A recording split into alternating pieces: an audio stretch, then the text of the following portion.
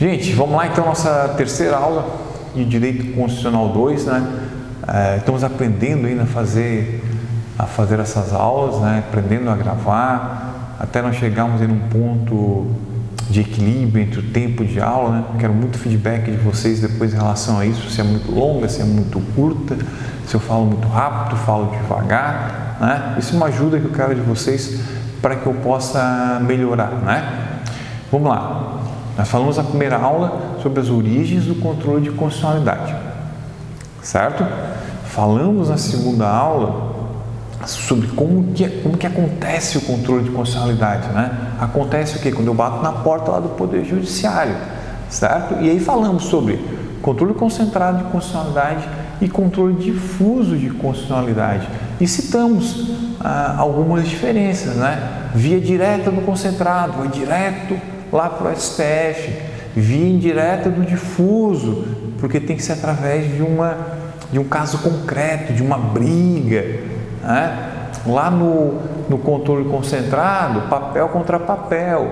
No difuso é um caso, né? Tem que ter lá um ganhador e um vencedor, né? Quando nós formos ver os legitimados para propor as ações na forma concentrada, nós vamos verificar que o camarada não é parte, sim, ele só é legitimado, enquanto as partes no controle difuso são o autor e o réu. Mas nós falamos na aula passada, né, sobre o recurso extraordinário. Recurso extraordinário.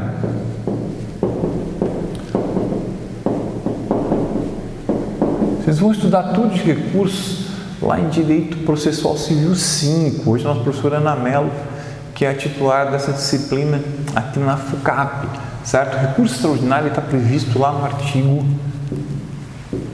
102 da Constituição Federal, não está lá no Código de Processo Civil, não, está lá no artigo 102 da Constituição Federal, que eu vou ler para vocês.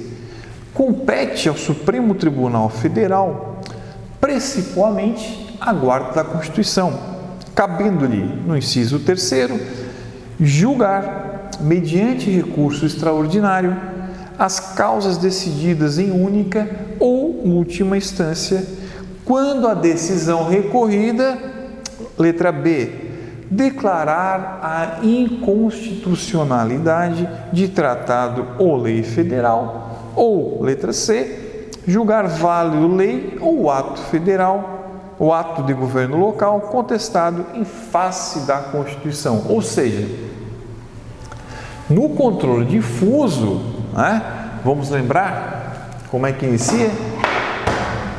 No controle difuso, nós temos uma ação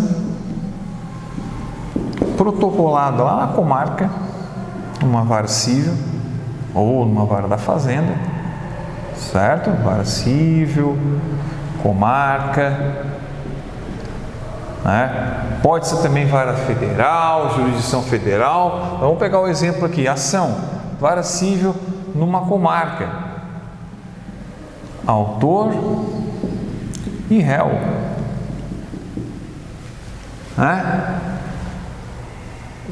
A jurisdição tem que ser resolvida, ou seja, tem que dizer quem é que vai ganhar, quem tem razão, o autor ou o réu. Ah, o autor tem razão, beleza, o autor tem razão. O réu pode não se conformar com essa decisão judicial, com essa sentença? Pode. Se ele não se conforma com essa sentença, ele pode fazer uma apelação, um recurso. Ele fez o recurso de apelação, que vai para onde? Vai para o Tribunal de Justiça de cada estado. Certo? Estamos falando aqui de jurisdição comum, jurisdição estadual, certo? Depois a gente pode fazer um exemplo em relação à Justiça Federal, certo? Então teve uma apelação. Nessa apelação o réu fala assim, olha, o juiz de primeira instância declarou inconstitucional, mas eu não concordo com isso, certo? Aí o Tribunal de Justiça julga essa apelação, duplo grau de jurisdição, ou seja, a Constituição garante, né, que todos tenham uma sentença revista em querendo por um órgão colegiado. Ou seja, vamos ter apelação. Lá na apelação, o Tribunal de Justiça fala: olha, o réu, você tinha razão realmente, certo? Não é inconstitucional, tá? Eu vou dar o ganho de caso para você. Então nós temos ainda o autor e o réu, né, como integrantes da lide. E aqui ele fala: não, é o réu que tem razão nessa ação judicial. Bom, o autor pode ou não concordar com essa decisão do Tribunal de Justiça, certo? E preenchendo alguns requisitos, que nós não vamos ver hoje, mas preenchendo alguns requisitos, e nem nessa disciplina, o autor pode fazer um recurso extraordinário. Extraordinário. Eu estou editando o vídeo, mas não estou editando a minha letra. Continua horrível como sempre, certo? O autor pode fazer um recurso ordinário. E se o autor tivesse vencido aqui no tribunal também? Beleza. O réu perdeu em primeira instância, o réu perdeu em segunda instância no Tribunal de Justiça e ele vai interpor um recurso extraordinário perante quem? Perante o STF. Então, gente, quando o STF julga recurso extraordinário que versa sobre uma constitucionalidade ou não de uma norma, ele está fazendo o quê? O controle difuso de constitucionalidade. Ou seja, todo mundo pode fazer o controle concentrado? Não, porque é uma via direta, só o chefão lá faz, só ele tem essa competência, certo? Posso falar que todo mundo faz o controle difuso? Também não posso falar. Por quê? Porque o STF só faz o controle difuso quando julga recurso extraordinário. Essa é a pegadinha no concurso público, certo? Ele só faz o controle difuso de constitucionalidade quando ele julga recurso extraordinário. Bom, falamos do controle difuso por parte do STF quando ele julga o recurso extraordinário, certo? Então, beleza, o controle difuso de constitucionalidade, né, ele é espalhado por todo o Poder Judiciário. O juiz de primeira instância faz, o Tribunal de Justiça faz e o STF também o faz quando ele julga o recurso extraordinário. Tudo bem. E agora em relação ao controle concentrado? Como é que funciona? Controle concentrado. Falamos que é uma via direta, certo? Então vamos lá. Via direta. Uma via direta para quem? Para o STF, certo? Mas lembra que eu coloquei na segunda aula para vocês que nós temos que ter o quê? Uma ação. Então é uma ação enviada diretamente para o STF exercer o controle concentrado de constitucionalidade, certo? E que ações são essas? Basicamente 3 ações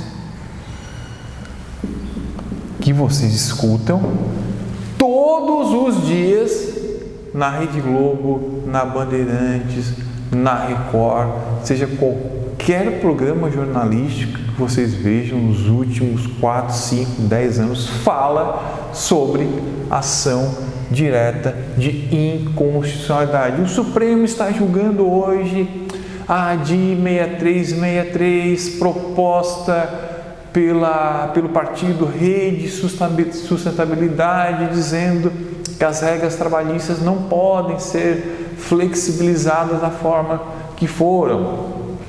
O STF está julgando hoje a de 6248 sobre a competência dos municípios em legislar sobre a quarentena na época de calamidade pública. Enfim, não é porque nós estamos em tempos vivendo, né, essa crise de saúde pública que os telejornais, que os jornais, que os blogs falam em ação direta de inconstitucionalidade, certo?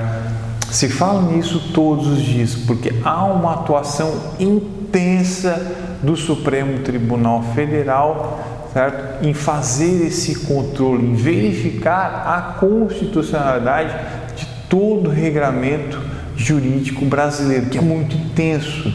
Nós temos muitas leis no Brasil, né? A gente reclama disso todo dia e com razão. Nossa legislação é muito extensa, a gente nunca consegue alcançar o conhecimento, né, em determinada área pela quantidade de legislação, né? O exemplo, a área tributária, que tem tributo aí, que tem 700, 800 artigos regulando, né, como cobra, como não cobra, qual a incidência, qual a não incidência do tributo. Mas enfim, vamos lá. A gente ouve esse nome aqui todo dia, ação direta de inconstitucionalidade. Ela está prevista lá no artigo 102, inciso 1 da Constituição, que fala: compete ao STF processar e julgar originalmente, ou seja, processar e julgar originalmente, ou seja, via direta, vai direto para ele, bate na porta dele, ação direta de inconstitucionalidade de lei ou ato normativo federal ou estadual. Então, o controle de constitucionalidade de forma concentrada feito pelo STF, um dos modos é uma ação direta de inconstitucionalidade. A outra ação é a ação declaratória de constitucionalidade, ou seja, eu quero que seja declarado que uma norma ela é constitucional, certo? Para ter o quê? Uma segurança jurídica, por exemplo, certo? Nós vamos ver exemplos quando nós estudarmos, né, analisarmos algumas decisões do Supremo, que é a condição sine qua non para a gente atravessar esse semestre, né? Nós vamos escolher aí 2 decisões do Supremo envolvendo, né, as questões de calamidade pública agora, porque não tem como fugir dessa situação agora, mas nós vamos escolher umas 4 decisões do Supremo, né, pretéritas a essa calamidade pública, né, para que a gente também não viva, né, só esse momento e não fale só sobre essa Covid-19 que vai encher o saco de todo mundo, certo?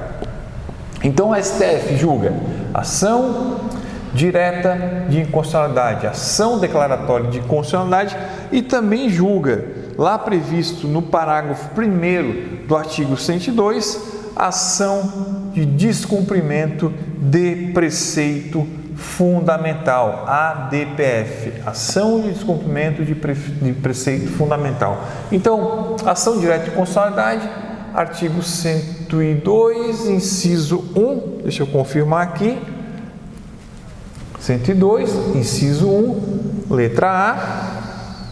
Ação declaratória de constitucionalidade é o artigo 102, 1A também, parte final, né, óbvio. A arguição de descumprimento de preceito fundamental também é o artigo 102 da Constituição, em seu parágrafo 1º. Não sei fazer parágrafo, mas entenda-se aqui, isso aqui é um parágrafo, tá? Indicação de parágrafo. Certo? Então, essa é a forma como o Supremo Tribunal Federal faz um controle concentrado de constitucionalidade, certo? Não tem um caso concreto. Aqui ele vai comparar se a legislação infraconstitucional está em acordo com a Constituição Federal, certo? Aí vocês vão falar assim, pô, mas essas ações são rápidas.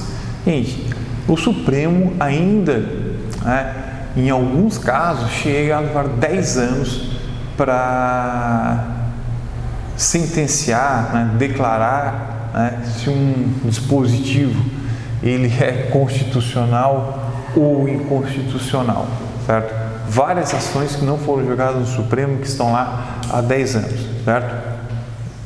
Isso gera, né, se por um lado nós temos instrumentos que adequariam uma segurança jurídica para o país, por outro lado, o próprio STF, com a morosidade dele, ele entrega muita insegurança jurídica quando ele demora, né, a exercer esse controle de constitucionalidade, né? Então, muitas vezes, o controle difuso ele é mais efetivo do que o controle concentrado, né? É claro que agora está muito legal, saiu uma medida provisória semana passada, 3 semanas atrás, e em 3 semanas o Supremo julga. Claro, agora está todo mundo correndo para resolver um problema de calamidade pública, um problema social extremamente gravoso e jamais visto, né, na nossa história, né, das nossas vidas. Ninguém vivenciou o que nós estamos vivenciando hoje, né? Mas eu dou alguns exemplos que vai ser objeto de estudo,